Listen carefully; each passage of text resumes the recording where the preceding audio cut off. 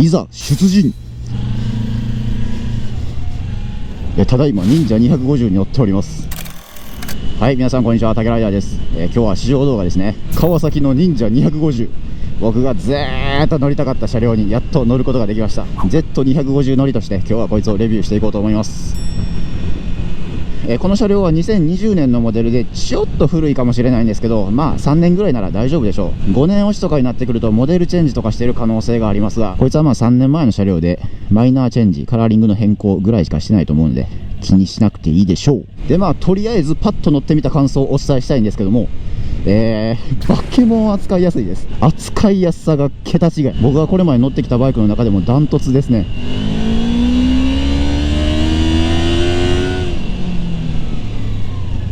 まだ乗って5分しか経ってないんですけど、こんな自由自在なバイクありませんよ。すっげえ体にフィットします。身長が175センチなんですけど、ステップ周り、ハンドル周り非常にしっくりきております。スポーツモデルなんですけど、意外と前傾という感じではなくて結構状態は起きてるかなと思います。ハンドルの位置が割と近いですね。手足のポジションがキュッとしてる感じ、これはね小柄な人でも扱いやすいですよ。いやーすごいなー。停止中は一速かニュートラルにしか入らない。はい、待ってこれ欲しいな。メーター周りもタコメーターはアナログでそれ以外はデジタルっていうのもいいですね。個人的には一番理想の形です。みんな見て、警察。扱いやしい。めちゃくちゃ体にフィットしてて、もう全ての操作が自然体でできるんですよ。こう車体を傾ける感じとかもすごい車体と一体になってできるというか、うわーもう超理想的やな。フィット感がマジですごい。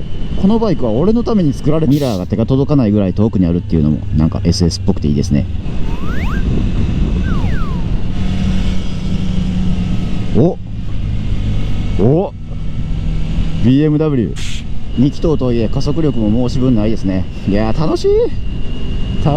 インスピレーションで扱いやすいなって思ったもう一つの理由は車体がめちゃくそ軽いです。実際の車重よりも全然軽く感じますね。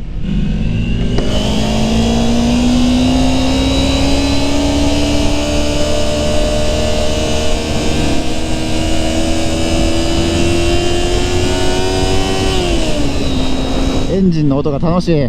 なぜかスポーツタイプのバイクに乗ってるというだけでエンジン音が楽しく思えてしまう。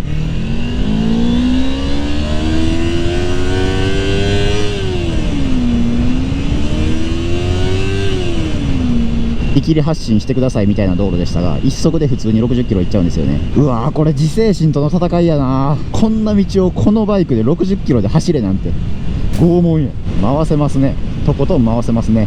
乗った時の車体のコンパクト感っていうのは CB250R に近しいものがあるような気もします。中低速域からすでに楽しいんですよ。エンジンの回転と振動が心地いいし、かといって高速域が楽しいのは言わずもがな。あらゆる速度域でスーパーマシンを扱っているような感覚にさせてくれるこの楽しいバイク、川崎忍者250。60キロ走行は3速で気持ちいいぐらいです。6速まで上げたらこうなります。音が消えます。まあですから要するにエンジンの回転数でいうと7000回転超えぐらいが気持ちいいポイントかなと思います。この車両めちゃくちゃ人気ですよね。忍者250。僕もこれ欲しかったですけど人気すぎたから買うのやめましたもん。これにしとけばよかったなんて言ってないし。なんでそこまでしてこの忍者が人気なのかっていうのをちょっと個人的に推測してみたんですけど、まずはその知名度だと思います。忍者ってバイク乗ったことない人でも聞いたことぐらいあるんじゃないかっていうぐらい有名ですよね。名前にインパクトがありますから。忍者なんやそら。このダサかっこいい忍者というネーミングが、この車両を人気にした理由なんじゃないですかね。初バイクを忍者250にするっていう人めちゃくちゃ多いと思います。でそういった方たちを絶対に裏切ることのない抜群の扱いやすさですね。これは売れるのも納得です。忍者シリーズっていうのはバイク業界での川崎の存在が一気に大きくなった、きっかけでもあるんじゃないでしょうか。3速60が気持ちよすぎてそれ以上ギアを上げられん。これは6速で走るのはもったいないで。川崎なんでアシストスリッパークラッチは言わずもがな。欲しいな。エンジン音はザ・川崎の音って感じでなんか静かでいいですね。低音が少ないっていう感じです。好みは人それぞれ。車体が軽量でなおかつ整列フォークであるにもかかわらず足回りの安定感はすごい感じます。地面との接地がしっかりしてるのでタイヤがいいっていうのもあるかもしれませんが、カーブで車体を傾ける時も安心して体を預けられるっていう感じがあります。はい、それでは、車両を見ていきましょうか。はい、こんな感じです。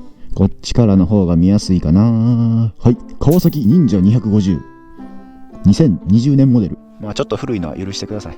忍者といえばですね、 KRT 川崎レーシングチームエディションを思い浮かべる方が多いと思うんですけど、僕はこういうダークな大人っぽいデザインとか赤の奇抜なデザインとかも好きですね。川崎のデザイン性は本当に男心くすぐると思います。こんなところにウインカーつけやがってかっこよすぎやろ。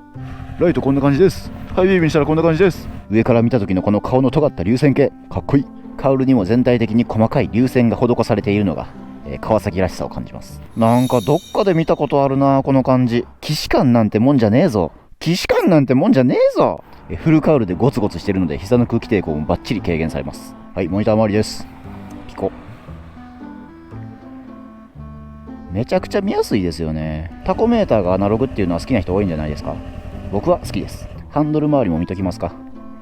まあさっきから騎士感がすごいんで僕はもういいんですけど、タンク容量は14リットルですね。スタンドの払いやすさもすっごいやりやすいですね。さすが川崎。ますます川崎が好きになってきた。よし、ライディングポジションを確認していきましょう。身長は175です。すっげえ大事なこと言い忘れた。この車両はローダウン仕様ということで、シート高が少し下げてあるらしいんですよ。20ミリぐらい。本来は、シート高は175、間違えた。本来はシート高は795ミリですね。ローダウン仕様のおかげで僕でも足はべったりですね。ただローダウンしなかったとて扱いやすさはそんなに変わらないんじゃないかなと思います。エンジンサウンドを聞かせてなかったな。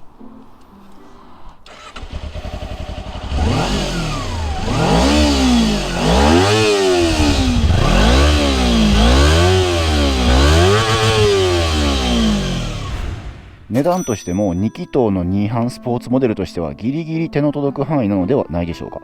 これは売れてしかるべきです。このバイクが売れへんかったらどのバイクが売れんねんっていうぐらい優秀なバイクでした。今日これ8時間レンタルしてるんですよね。インプレ動画に8時間もいらねえということで、まあせっかくなんでもう1本ぐらい動画撮ってみようかなと今日は思ってます。とりあえず忍者250の紹介動画はこの辺で終わりにしましょうかね。